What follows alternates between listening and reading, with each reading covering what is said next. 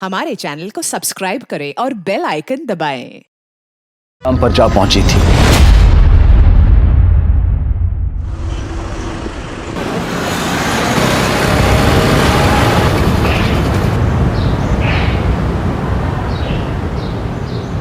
अम्मा, ये लो आपका आटा।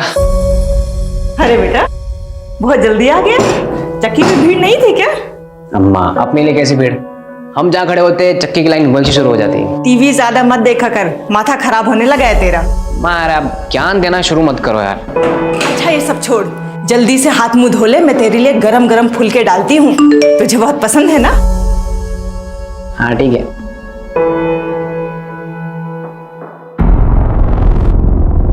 अम्मा, मैं आता हूँ। अरे कहाँ जा रहा है? अरे मैं यूं क्या फुलके डालो ना। अरे बेटा खाना तो खा के जा। मैं आ रहा हूँ।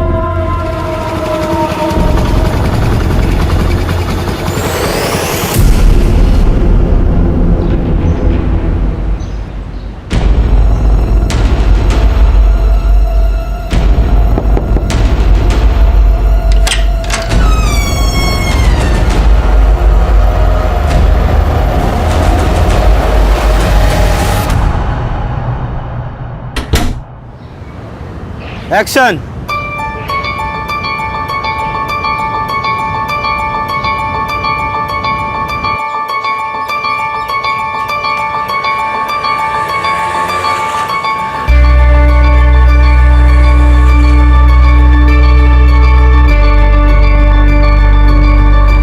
एक्सक्यूज मी, ये आपका वॉलेट वहां गिर गया था। अंकल, माँ के ऑपरेशन के ना 10,000 रुपये चाहिए। कहीं से अरेंज करा दो। माँ का ऑपरेशन नहीं हुआ, माँ मर जाएगी। अरे वाह रोहित, बहुत कमाल का वीडियो बनाया है। Thank you.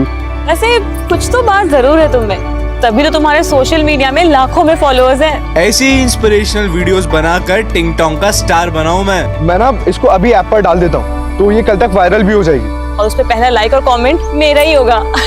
अच्छा मैं निकलता हूँ, फिर मैं बाद में आता हूँ। बाय, मैं निकलता हूँ। अच्छा ठीक है।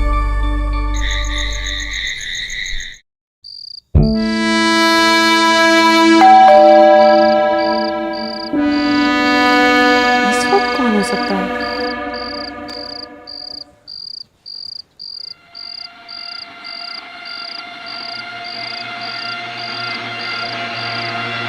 कौन है?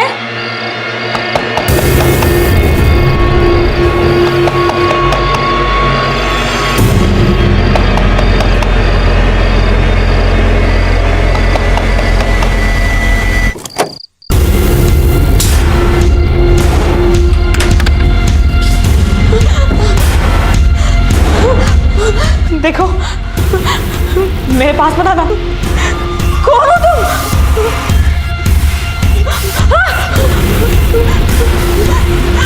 प्लीज छोड़ दो मुझे, प्लीज मुझे छोड़ दो।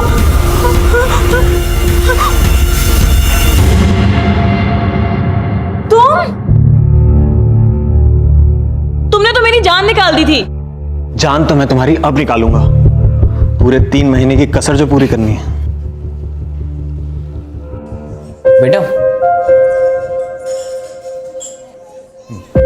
अच्छा सुनो, गर्लफ्रेंड है मेरी, इस टेबल पे अच्छे सर्विस करना, ठीक है? धीरज, इतने पैसे कहाँ से आए तेरे पास?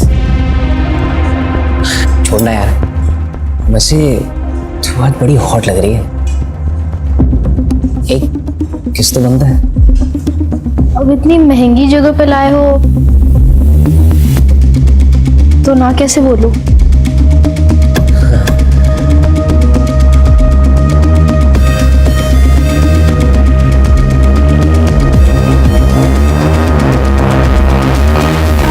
बस बस, सारी कसर तुम्हें आज ही पूरी करनी है क्या?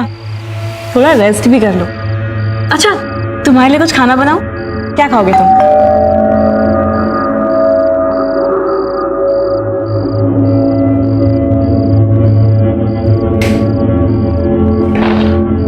अरे भगत, तू? भैया, आपका फोन लग क्यों नहीं रहा है? मैडम आपसे बात करना चाहती है। अरे यार बैटरी खत्म हो गई, ला दे। ये लो ना। हेलो, क्या बात है, जब से बीवी के पास गए हैं हमें भूलने लगे हैं। अरे तुम्हें भूल सकता हूँ क्या? तुम तो मेरी जान हो। अच्छा विवेक, अब जब नोएडा पहुंच ही गए हो तो अपने यूपी, दिल्ली, हरियाणा के सारे काम निपटा लो और फिर आ जाओ यहाँ अपनी जन्नत गोवा में पूरे 2 महीने के लिए। क्या कहते हो? तुम्हारा आदेश सर आंखों पे। Bye, good night, love you.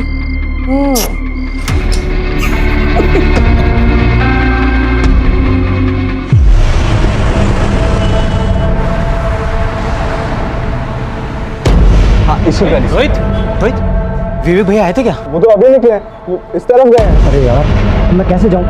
उनका फोन भी नहीं लग रहा। मेरी बाइक ले जाओ ना, हेलमेट भी है उस पे। ये लो चाबी।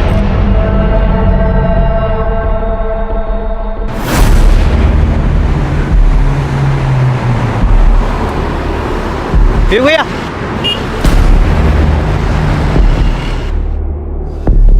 क्या हुआ भगत? भैया ठाकुर अभी अभी निकला है।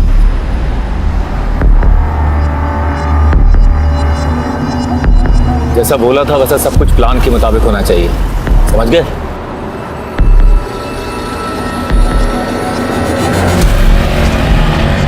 मदन का बोला उसको आगे मोड़ पे खड़ा है।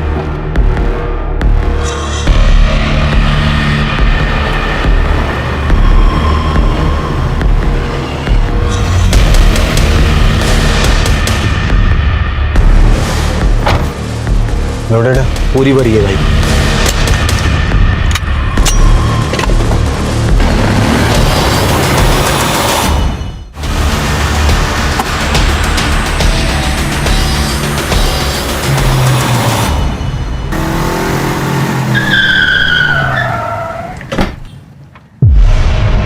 बाहर निकल, बाहर निकल। चल हाथ ऊपर कर। तू बात कर रहे हैं ना? हाथ ऊपर।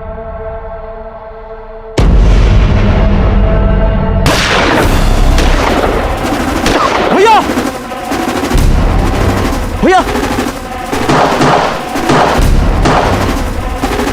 भैया, भैया, अरे चल, अरे पहुंच जाएगी, चल, छट छट।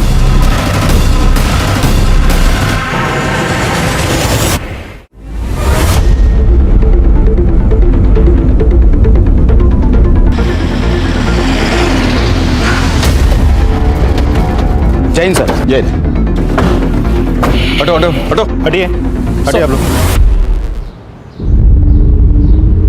जैन सर।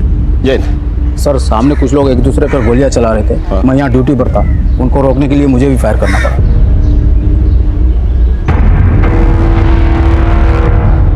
ये चंदन ठाकुर है ना? ये तो पिछले हफ्ते इस जेल से रिहा हुआ है। देखो सर, ये तो विवेक जायसवाल है। विवेक जायसवाल यहाँ क्या कर रहा है? वो नोएडा में सिर्फ 5 साल से हम ढूंढ रहे हैं। सर, इस आदमी ने इस पूरे शूटआउट का वीडियो रिकॉर्ड किया सर। अच्छा, विवेक और उसके आदमी अपनी शक्ल हेलमेट और गमछे में छुपा रखी है, लेकिन गाड़ी का नंबर नहीं छुपा पाए। काम करो, सारे पुलिस स्टेशन को अलर्ट करो और खबरियों को एक्टिवेट करो। सर, विवेक को देखकर तो ऐसा कभी नहीं लगा कि वो एक शातिर अपराधी है, तो फिर क्यों उसने दिन दहाड़े भरी सड़क पर ठाकुर की जान लेने की कोशिश की और खुद मारा गया? दिन दहाड़े खुली सड़क पर जो भयंकर हत्याकांड हुआ था, वो क्या बस यहीं थम जाने वाला था, या फिर ये आने वाले तूफान का आगाज था? और कितनों का खून बहने वाला था, और कितनों के परिवार उजड़ने वाले थे?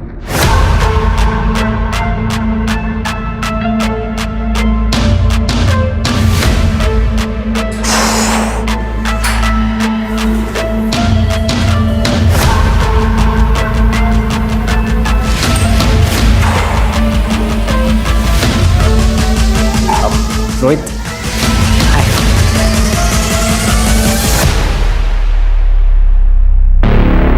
हाय।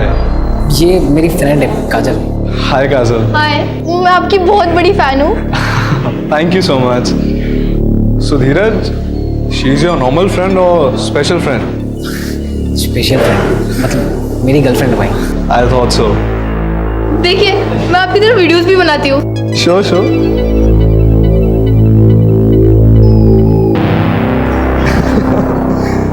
Good, good. The videos are really nice. You like them? Why don't we do one thing? हम एक वीडियो साथ में बनाएंगे। Really? Yeah, yeah. I mean, you got real talent, and we'll put net on fire. Yes yes. Just a second. Hey hi.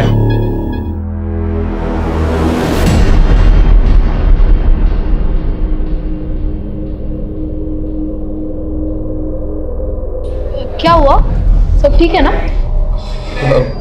No no, I am fine. अच्छा, I leave. I see you guys later. Bye bye.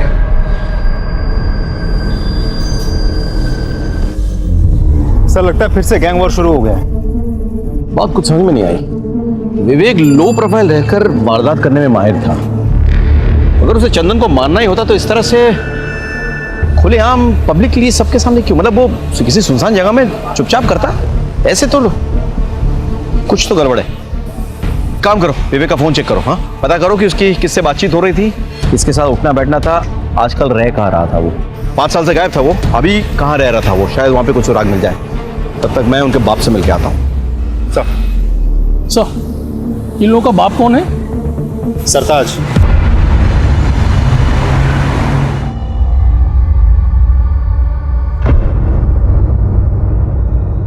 सरकार, आप?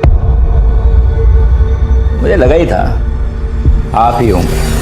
अच्छा, भविष्यवाणी करने की दुकान खोल रखी है क्या? नोएडा में इतना बड़ा कांड हो गया, मुझसे मिलने तो आना ही पड़ेगा ना।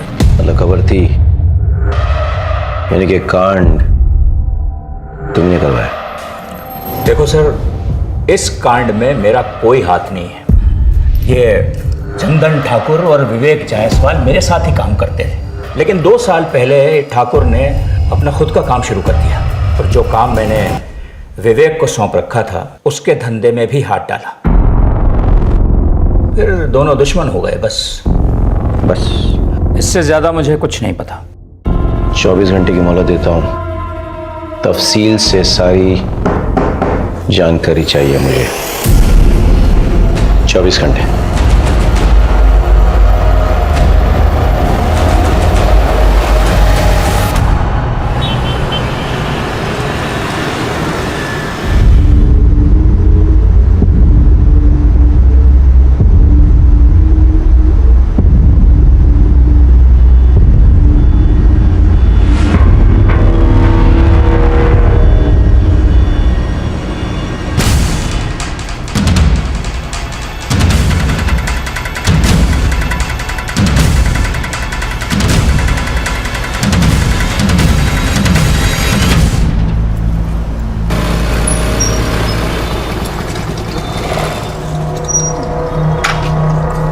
चल, कल मिलते, ठीक है? ये यहाँ क्या छुपा रहा है? कोई सरप्राइज है? ये कुछ नहीं है। तू मेरे अलावा किसी और से डेट कर रहा है ना? उसी के लिए लेना है गिफ्ट? दिखा, तू पागल हो गई है क्या? तो दिक्कत क्या है? दिखा ना। काजल, मैंने कहा ना ऐसा कुछ नहीं है मेरे पास।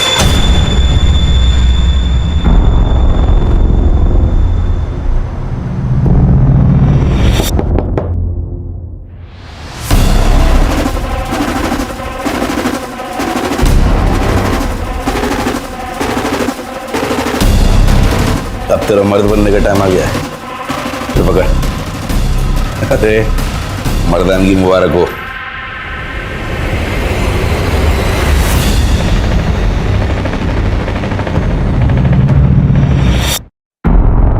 क्या है?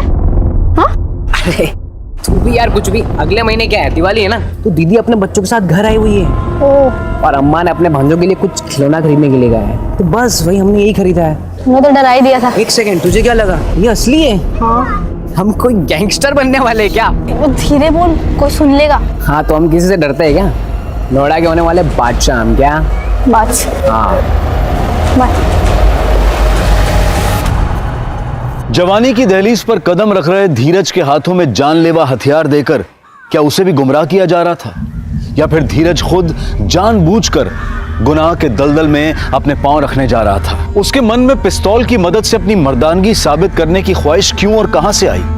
और अभी अभी घटी घटना का 17 साल के धीरज से क्या वास्ता था?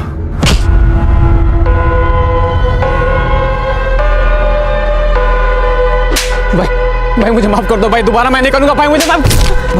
भाई मैं दोबारा नहीं करूंगा भाई, प्लीज भाई, प्लीज भाई।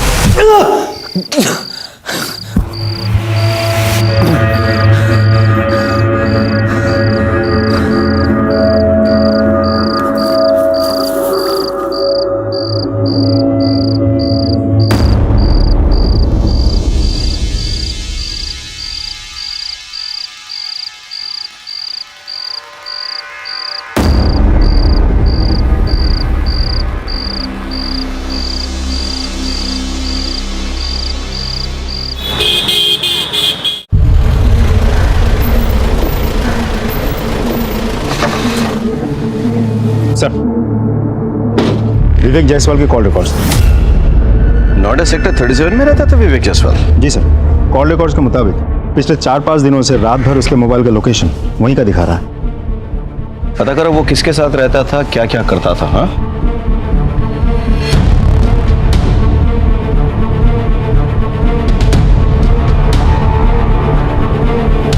इस घर में जो आदमी रहता था उसके साथ कोई और भी रहता था?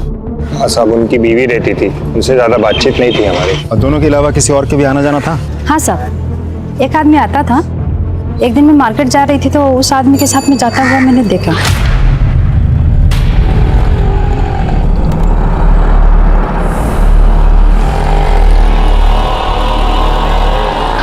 आप उस आदमी का स्केच बनवा सकती हैं? ठीक, हम एक स्केच आर्टिस्ट को बुलाते हैं, आप उस आदमी का हुलिया उसे बता देना। हाँ जी सर, आपसे एक इंटरेस्टिंग इंफॉर्मेशन शेयर करनी है। बोलो। जो आदमी विवेक की गैर मौजूदगी में भी उसके घर जाता था और जिसका आना जाना विवेक की बात भी कुछ ज्यादा ही बढ़ गया था, पहचाना? भगत? ये तो विवेक का राइट हैंड मैन है। सर, इसे पैरोल मिली थी और ये भाग गया था। इंटरेस्टिंग। भगत।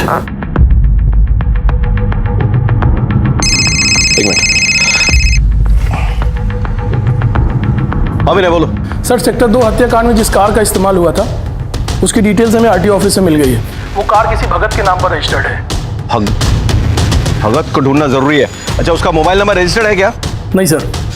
बाइक के बारे में कुछ पता चला? सर, बाइक के बारे में अभी भी जानकारी हम निकाल रहे हैं सर, अभी आरटीओ ऑफिस में ही है। ठीक है, ओके, कैरी ऑन। भगत को ढूंढना बहुत जरूरी है।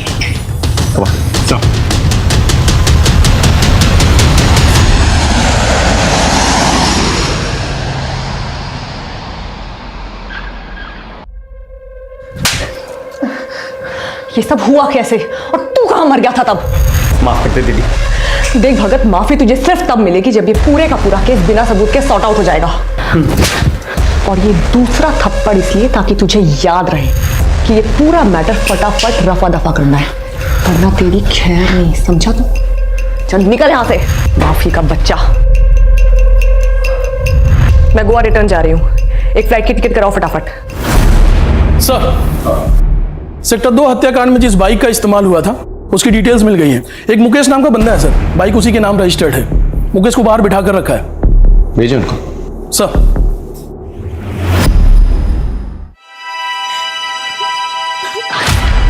तुमने तो मेरी जान निकाल दी थी। जान तो मैं तुम्हारी अब निकालूंगा, पूरे 3 महीने की कसर जो पूरी करनी है।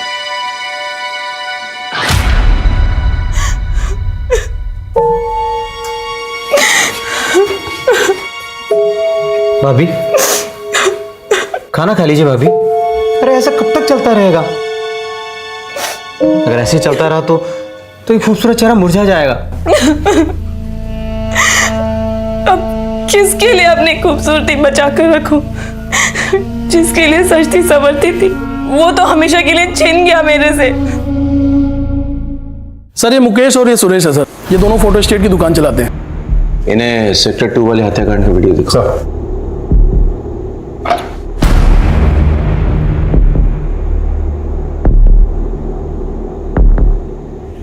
इस बाइक को पहचानते हो? जी, ये तो मेरी बाइक है और हेलमेट भी मेरा ही है। और हेलमेट के अंदर? सर, मैं नहीं हूँ। तुम नहीं हो तो फिर तुम हो? नहीं सर, भगवान कसम, मुझे तो बाइक चलानी भी नहीं आती सर। तो फिर कौन है? तो मेरी पर्स रह गई है, घर की चाबी भी उसी में है। माँ जगराते गई है, घर देर से लौटेगी। अब घर कैसे जाऊँ समझ ही नहीं आ रहा। नहीं, आपको यहाँ आने की कोई ज़रूरत नहीं है।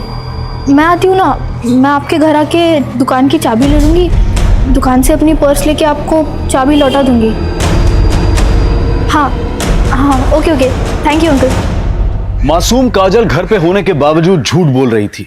क्या वो इस केस से जुड़ी किसी बात को छुपा रही थी या किसी नए अपराध का खुद शिकार बन रही थी? मामला दिन ब दिन बिगड़ता जा रहा था। रागनी, अरे तू मुझे बहुत भाती है रे। अरे तेरा विवेक तो चला गया ना इस दुनिया से, अब कहाँ दर दर की ठोकर खाएगी। हाँ कर दे, रानी बना के रखूंगा। खुश रखूंगा तुझे। हाँ तो कह दे।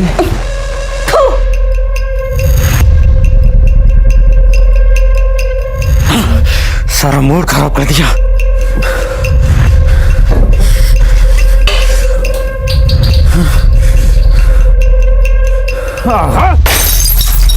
दो पैक मार कर आता हूं, फिर तुझसे प्यार करता हूं जी भर के।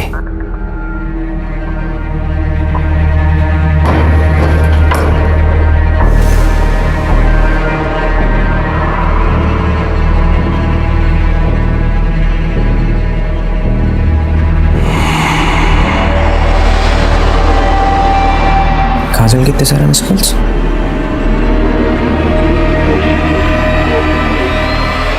हाँ काजल,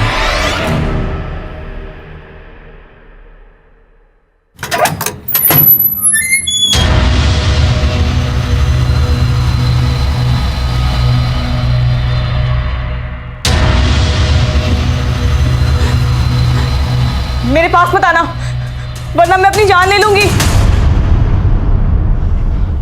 चलो खोलो।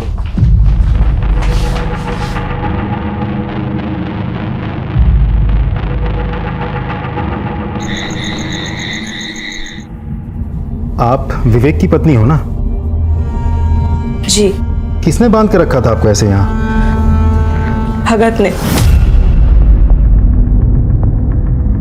विवेक के मर्डर के बाद मैं बहुत घबरा गई थी। भगत मुझे बहला फुसला कर यहाँ लाया और मेरे साथ जबरदस्ती करने लगा। अरे आपके चाहने वाले अभी भी बहुत हैं। मैं हूं ना। जब मैंने उसे रोका तो उसने मुझे यहाँ बांध के रख दिया। आप चंदन ठाकुर को जानती हैं? जी। चंदन ठाकुर और विवेक के बीच में क्या दुश्मनी थी? चंदन ठाकुर एक बार हमारे घर आया था। विवेक! ये जाओ उधर। विवेक! कौन है आप लोग? अरे बाहर निकल। ये घर में कैसे घुसा है? बाहर निकलिए, चलिए बाहर निकलिए। विवेक कहाँ है? आप लोग पहले घर से बाहर निकलिए। तेरे से जितना पूछ रहे उतना जवाब दे। विवेक कहाँ है? वो इस वक्त घर पे नहीं है, आप लोग घर से बाहर निकलिए फौरन। विवेक के साथ फेरे क्या पड़े? बहुत जुबान चलने लगी तेरी। हाँ? देखो अपनी औकात में रह, समझे? बदतमीजी से बात मत करो मुझसे। बदतमीजी? ये ले, क्या करी बोल? बदतमीजी मत करो मुझसे। बदतमीजी तो अब बताता हूँ तुझे क्या बोली थी। इसे कहते हैं बदतमीजी, समझी? और विवेक आया तो कह देना कि तेरे तो कपड़े फाड़े हैं, उसे पूरा चीर दूंगा, समझी? जब मैंने विवेक को सारी बातें बताई तो विवेक चंदन पे बहुत गुस्सा हुए थे। चंदन ठाकुर ने तेरे साथ बदतमीजी की है ना, उसे मैं तेरे सामने घसीट कर लेकर आऊंगा। तेरे पैरों पे गिर के वो नाक रगड़ के माफी मांगेगा। विवेक मुझसे बहुत प्यार करते थे। वो तो बस यही चाहते थे कि चंदन को मेरे सामने लेकर आए। चिंता मत करो, चंदन का मर्डर करके मैं एक और गैंगवॉर नहीं शुरू करूंगा, लेकिन उसको उसके किए की सजा मिलनी चाहिए, तभी मेरे मन को शांति मिलेगी। तुम सच कह रहे हो ना? तुम्हारी कसम। I am pregnant. क्या? ये बात तुमने मुझे पहले क्यों नहीं बताई? मैं बस यूं गया और यूं आया। तुम फिक्र मत करो, चंदन ठाकुर पहले तुमसे माफी मांगेगा, फिर हम सेलिब्रेट करेंगे। वो मेरी और हमारे होने वाले बच्चे की झूठी कसम कभी भी नहीं खा सकते। अच्छा, भगत का नंबर तो होगा आपके पास? हाँ सर,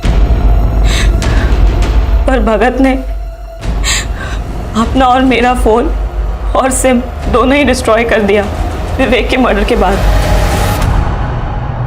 विवेक चंदन को नहीं मारना चाहता था। विवेक ने हवा में फायर किया, करेक्ट? लेकिन विवेक को गोली लगी। गोली किसने लगाई? हमारे पेट्रोलिंग कांस्टेबल ने।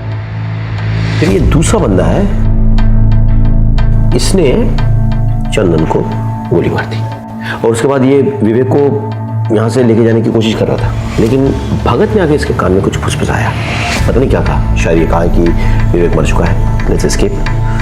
जो भी है, कुछ गड़बड़ है, समझ रहे हो? इस कांस्टेबल से बात करनी होगी और भगत का पता लगाना होगा, क्योंकि वो जानता है कि ये बंदा। सर, एक इंफॉर्मेशन मिली है सर। रोहित ने अपना फोन थोड़ी देर के लिए स्विच ऑन करके किसी काजल नाम की लड़की को फोन किया और उसके बाद से उसका मोबाइल स्विच ऑफ हो गया। कहाँ रहती है काजल? रोहित तो सोशल मीडिया स्टार है। Hey, hi fam, this is your Rohit and today we are going to perform bench press. ये भाई कम ऑन। आइडल है वो मेरा। हम लोग साथ में वीडियो भी बनाने वाले थे। हम एक वीडियो साथ में बनाएंगे। उसका कॉल आया था मुझे, कह रहा था कि गलती से किसी रसूख वाले का वीडियो बना लिया उसने और वो लोग उसके पीछे पड़े हैं। तो एक रात के लिए छुपने की जगह चाहिए थी उसे, तो मैंने उसे अपनी अंकल की दुकान पर छुपा दिया।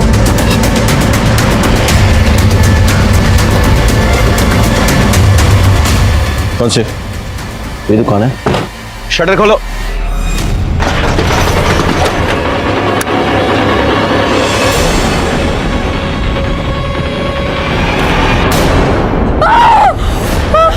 देखा, इन्हें ले जाओ यहाँ से।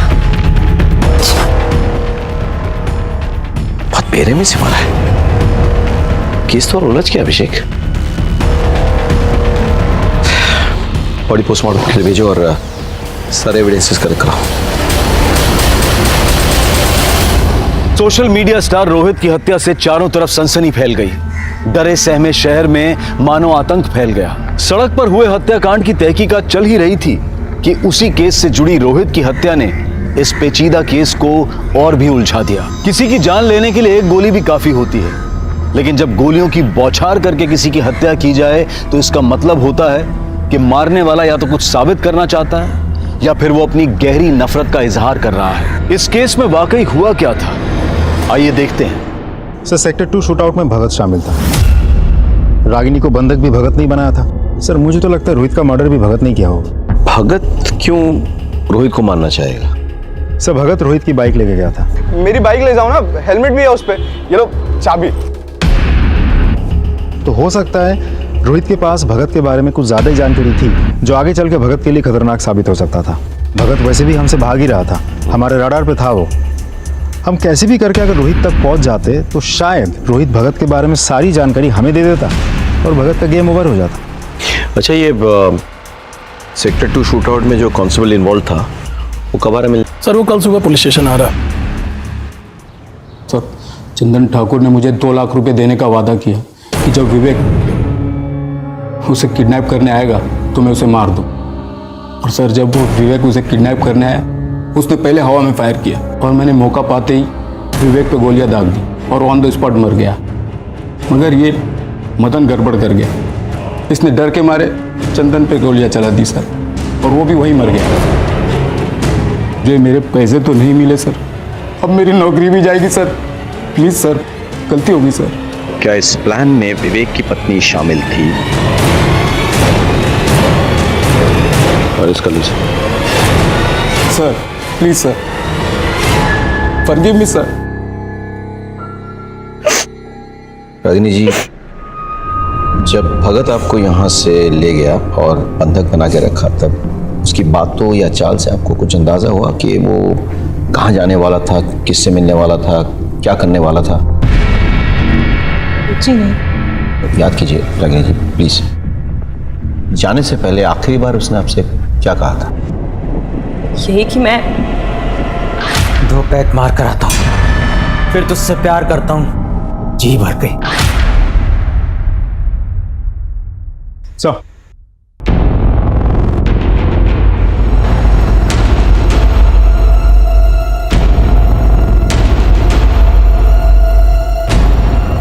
इस आदमी को देखा है? हाँ सर, आया था 1-2 दिन पहले। सर, जब लास्ट टाइम आया था तो पैक मारा और फिर यहाँ से चला गया। फिर वापस सर आया तो बोला कि मोबाइल मेरा खो गया, अर्जेंट कॉल करने। फिर मेरे ही सर मोबाइल से कॉल किया और एक गाड़ी आई, फिर उसमें बैठ कर चला गया। कौन सा नंबर पे फ़ोन किया था? और एक्चुअली क्या है कि नंबर तो बहुत आते रहते हैं, नंबर याद नहीं है। ध्यान से देखिए, क्या पता नंबर मिल जाए। तो सॉरी, डिलीट हो गया सर। कोई बात नहीं, मुझे आपका नंबर मिल सकता है? Sure sir. Hello, sub inspector Abhishek Tripathi बोल रहा हूँ। मैं आपको एक नंबर भेज रहा हूँ, उस नंबर के पिछले 1 हफ्ते की कॉल डिटेल्स चाहिए मुझे। सर, बार मैनेजर की कॉल रिकॉर्ड्स आ गई है। भगत ने उसके नंबर से जिस नंबर पर कॉल किया था, वो नंबर किसी मनोज शास्त्री के नाम पर रजिस्टर्ड है। मनोज शास्त्री? सर, ये नंबर आपका है? जी सर, ये नंबर मेरे नाम पे है, पर मेरे पास नहीं है। तो फिर किसके पास है? दरअसल वो फोन नंबर मैंने अपने बड़े भाई को दिया है। बड़े भाई? कौन बड़े भाई?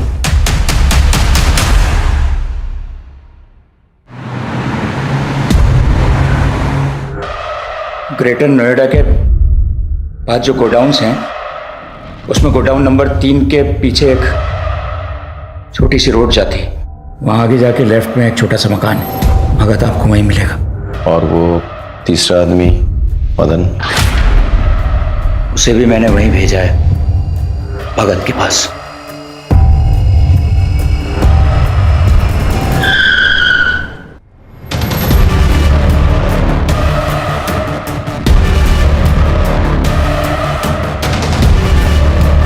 ए भगत, पुलिस! सर वो रहे! भाग! रुक रुक! रुक! रुक! रुक!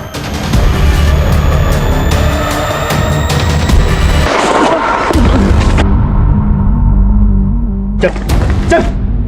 क्यों किया तूने? बोल बोल, क्यों किया तूने ऐसा? बता दो साहब, ठाकुर ने मुझे अपनी तरफ मिला लिया था। विवेक भैया की गर्लफ्रेंड नंदिता मैडम को भी मैंने इस प्लान में शामिल कर लिया था। उनके कहने पर ही विवेक भैया गोवा से नोएडा अपनी पत्नी से मिलने आए और हमने ठाकुर को किडनैप करने का प्लान बनाया। ठाकुर को किडनैप करके माफी मंगवाना हमारा मकसद नहीं था साहब। हम तो चाहते थे कि इस गहमा गहमी में विवेक भैया फंस जाएं और हम कांस्टेबल असद के हाथों उन्हें मरवा दें। लेकिन मदन ने ठाकुर को मार दिया। हमारा प्लान फेल हो गया साहब। कहाँ मिलेगी नंदिता? नंदिता कहाँ मिलेगी? गोवा में आरामबोली बीच के पास। गोवा पुलिस से कांटेक्ट करो, नंदिता को अरेस्ट करने का इंतजाम करो। सब अब बताओ, रोहित को क्यों मारा? नहीं साहब, मैंने रोहित को नहीं मारा। मैं रोहित को क्यों मारूंगा साहब? अभी भी छिपा रहा है? हाँ, और पिटेगा? बोल, रोहित को क्यों मारा, कैसे मारा, किसकी मदद से मारा? बोल। साहब आपको सब कुछ तो बता दिया।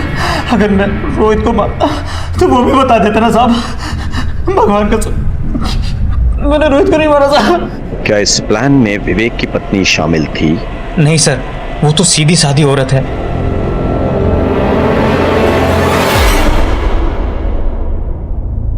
मुझे तो लगा था कि विवेक सिर्फ मुझसे प्यार करते हैं, लेकिन वो, अब तक मैं यही समझ रही थी कि हमारा तो जन्मों जन्मों का साथ है, लेकिन वो तो एक जन्म भी मेरे साथ ईमानदारी से नहीं निभा सका।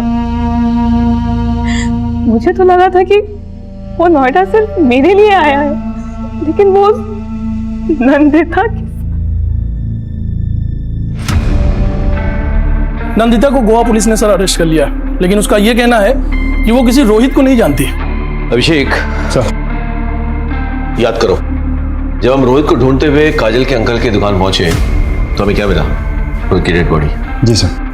ताला टूटा हुआ था, यानी कि कोई जबरदस्ती दुकान में घुस आया था और उसने रोहित को मार डाला। लेकिन सोचने वाली बात यह है कि यह जगह रोहित की रोज के जाने वाली जगह नहीं थी। शायद वो पहली बार गया था, तो किसी को कैसे पता कि रोहित वहां है? Important point. ये सोचो कि काजल के अलावा और कौन जानता था कि रोहित उस दुकान में छिपा हुआ है? रोहित दुकान में छिपा हुआ था, ये बात तुम्हारे अलावा और किसी को पता था? नहीं सो। आयशा, हाँ। अच्छे से याद करके बताओ, शायद तुमने किसी और को बताया हो। नहीं तो यार, हाँ, मैंने ये बात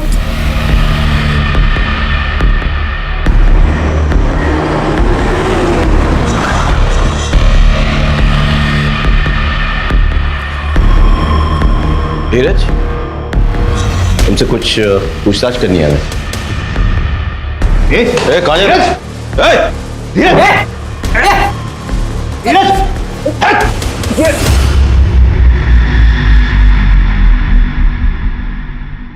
सर मैं सच बताता हूँ, मुझे माफ कर दीजिए सर।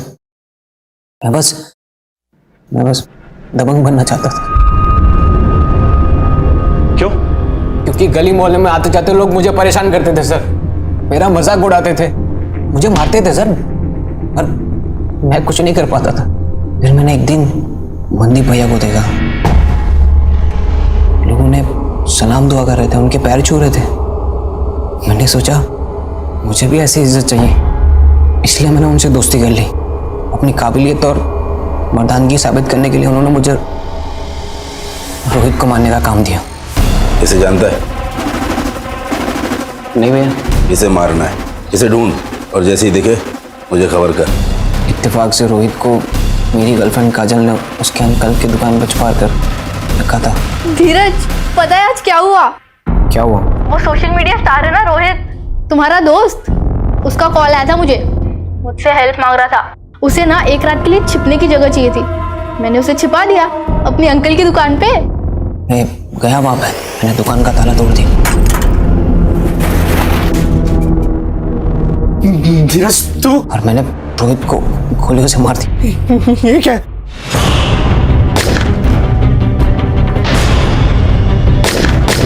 सर मैंने बहुत सारी गोलियां चलाई वहां पे, ताकि मंदीप भैया को लगे कि मैं काम को पूरा करने के बाद दूसरे लगा रहता हूँ। सर मुझे माफ कर दीजिए सर, सर मुझे माफ कर दीजिए। बताता हूँ साहब, वो रोहित एक नंबर का चीटर था साहब। उसने मुझसे 30 लाख रुपए लिए थे साहब, और अपने किसी दोस्त के नाम पर प्रॉपर्टी में इन्वेस्ट किया। वहां उसका पैसा डूब गया, और जब मैंने उससे अपना पैसा मांगा साहब मुकर गया साहब। वो साहब इसके लिए मैंने रोहित को धमकी दी, तो रोहित ने सरताज भाई और विवेक से प्रोटेक्शन लिया, लेकिन मैं घात लगाए बैठा हुआ था। शूट आउट में विवेक की मौत हुई, फिर उसे बचाने वाला कोई नहीं था साहब। और धीरज भी काफी दिनों से मेरे पीछे पड़ा हुआ था कि मुझे दबंग बनना है। मैंने सोचा कि जब पराई लाठी से सांप मरता है तो अपनी लाठी का इस्तेमाल करने की क्या जरूरत। तुझे तो मैं ऐसी सजा दिलवाऊंगा, कोई भी कमीना कभी भी मासूमों को अपराध की राह पर डालने से पहले 10 बार सोचेगा।